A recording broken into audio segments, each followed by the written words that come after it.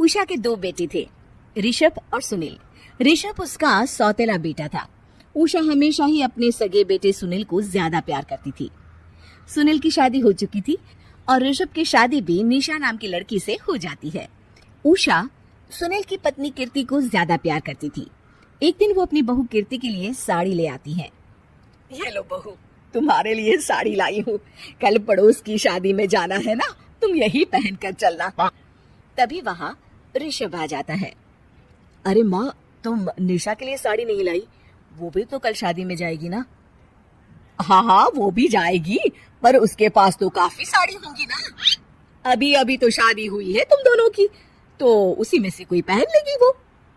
ऋषभ ये सुनकर उदास हो जाता है। तब निशा कहती है, आप उदास क्यों होते हो जी? सही तो कह रही हैं मम्मी जी। मेरे पास तो बहुत साड़ियां हैं और सारी की सारी नई हैं। मैं उन्हीं में से कोई पहन लूंगी। वो बात नहीं है निशा।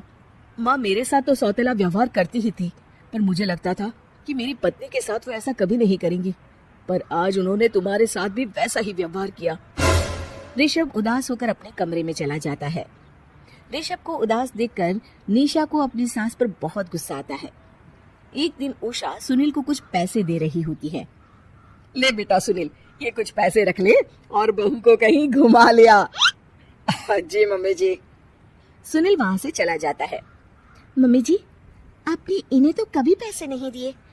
ऐसा सौतेला व्यवहार आप क्यों करती हैं? बहू, ये किस तरह से बात कर रही हो तुम अपनी सास से? कोई ऐसे सवाल करता है कि अपनी सासू से?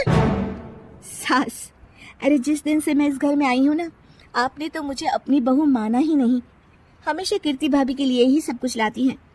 मुझे तो आज तक आपने कुछ दिया ही नहीं। क्या मैं जानती नहीं कि आप ऐसा क्यों करती हैं? देख निशा, तू अपना काम कर समझी। मेरे से बहस करने की कोई जरूरत नहीं है। तभी वहाँ ऋषभ आ जाता है। निशा, माँ से ऐसे बात नहीं करते। तुम जाओ अपने कमरे में। हाँ, जा रही हूँ। मुझे भी इनसे बात करने का कोई शौक नहीं है।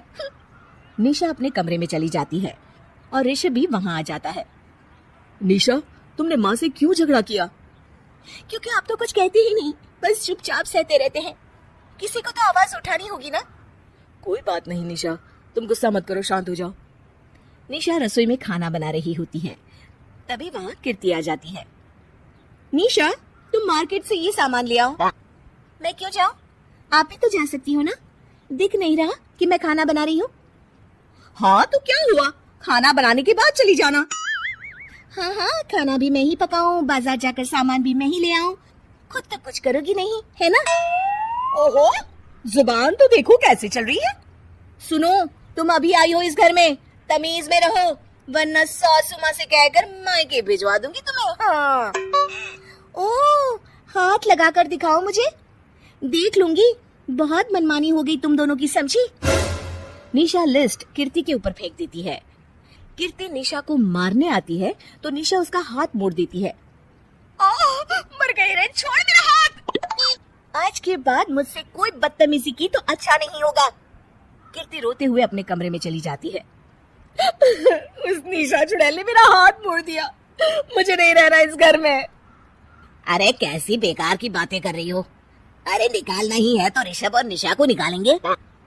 नहीं, मुझे अलग घर चाहिए। कान खोलकर सुन लीजिए, हम दोनों इस घर से जल्द जाएंगे। आप नए घर का इंतजाम कीजिए बस। मैं इन दोनों के साथ ज्यादा नहीं रह सकती। हाँ, वैसे मैं भी कुछ दिनों से सोच रहा था। अच्छा हुआ तुमने कह दिया, मैं माँ को भी बता देता हूँ। माँ, वो क्या करेंगी तुम्हारे साथ जाकर? मैं चाहती हूँ कि तुम और मैं, बस हम दोनों ही कहीं शिफ्ट हो जाएं, इस सब झमेले से दूर। अरे पर माँ को यहाँ छोड़कर इस तरह से जाना ठीक नहीं रहेगा कीर्ति। वैसे वो तुम्हें कितना प्यार भी तो करती हैं। नाम का ख्याल रखती हैं, क्योंकि तुम सगे बेटे हो ना, इसलिए। तुम अगर सौतेले होती तो मेरे साथ भी ऐसे ही सलूक करती, जैसे अभी तुम्हारे सौतेले भाई और उसकी पत्नी से करती है। अरे पर फिर भी कुछ भी नहीं। देखो, या तो हम दोनों इस घर से कहीं दूर जाएंगे, या फिर मैं अपनी मायके चली जाऊंगी। हाँ, बता देती हूँ। अच्छा बाबा, अच्छा ठीक है। सुनील अपनी माँ से बात करने आता है। माँ, मैं सोच रहा हूँ कि कीर्ति के साथ अलग घर में शिफ्ट हो जाऊँ। अरे वाह बेटा, ये तो बहुत अच्छा सोचा है तुमने। कब शिफ्ट होना है हमें? मैं भी पैकिंग कर लेती हूँ। अब नहीं माँ, मैं और कीर्ति ही जाएंगे बस।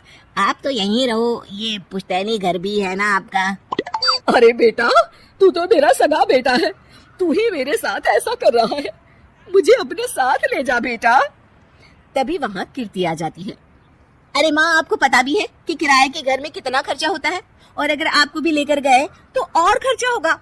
आप तो बस यहीं रहो इसी घर में। कोई बात नहीं सुनील, तुम लोग चले जाओ, माँ यहीं रहेंगी हमारे साथ, हम माँ का ख्याल रखेंगे, तुम लोग अपनी गृहस्थी संभालो। निशा को ये देखकर बहुत खुशी होती है। वो मन ही मन सोचती है, अब आया ना ऊंट पहाड़ के नीचे, अब मम्मी जी को पता चलेगा बड़ा सगा और सौतेला करती रहती थी। सगा बेटा तो जा रहा है छोड़कर, अब आएगी इन्हें अकल, और नहीं आई तो मैं अल्लाह कर रहूंगी। निशा अपनी सास को कैसे अपने सौतेले बेटे से मिलाएगी, जानने के लिए देखिए सौतेली माँ पार्ट 2।